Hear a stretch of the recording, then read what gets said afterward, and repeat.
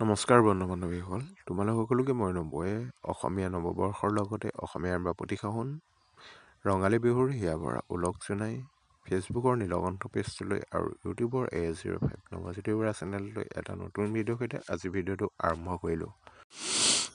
বন্ধু বান্ধৱীসকল, বসন্ত ঋতুৰ আগমনৰ লগে লগেই যেন অসমৰ ইমূৰৰ পৰা সিমূৰলৈকে কঁপি আছে ঢোলৰ ৰগৰত অসমৰ আকাশ বতাহ।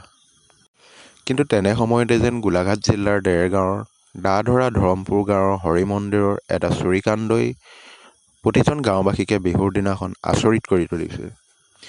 বন্ধু বান্ধৱীসকল, বৰ্তমানৰ বিজেপি চৰকাৰখনৰ কাৰ্যকালত অসমৰ বিকাশ যেনেকৈ গাঁৱে ভূঞে চহৰে নগৰে এক উন্নয়নৰ নতুন বাৰ্তা লাভ কৰিছিলে, তেনে সময়তে আমাৰ নামঘৰ ভাগো জিলিকি উঠিছিলে বৰ্তমানৰ বিজেপি চৰকাৰখনৰ কাৰ্যকালতে 2020-21 বৰ্ষৰ অসম দৰ্শন নামৰ আঁচনিৰ অধীনত চৰকাৰৰ আবণ্টন ধনৰ পুঁজি অনুসৰি 2,50,000 টকাৰ যদিও সম্পূৰ্ণ কাম হোৱা নাছিলে, কিন্তু আমাৰ গাঁৱৰ ৰাইজে সকলোৱে মিলি কামখিনি ষ্টেপ বাই ষ্টেপ কৰিবলৈ চেষ্টা কৰিছিলে। এই 2026 বৰ্ষত আমাৰ গাঁৱৰ নামঘৰ ভাগৰ নতুনকৈ মণিকূট ভাগ নিৰ্মাণ কৰি থকা হৈছিলে। কিন্তু তেনে সময়তে গৰু বিহুৰ দিনাখন আমাৰ নামঘৰত হোৱা এটা চুৰিকাণ্ডই প্ৰত্যেকজন গাঁওবাসীৰে চকু কপালত তুলি দিছে।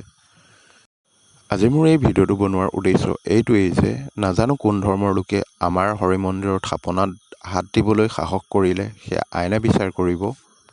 কিন্তু ছ'চিয়েল মিডিয়া জগতখনত মই ছ'চিয়েল ৱৰ্কাৰ হিচাপে কাম কৰি থকাৰ পৰিপ্ৰেক্ষিতত এজন আমাৰ অঞ্চলৰ ব্লগাৰ হিচাপে এই গোটেই ঘটনাটো ভিডিঅ' ৰূপত দাঙি ধৰাটো মোৰ কৰ্তব্য বুলি অনুভৱ কৰিলোঁ।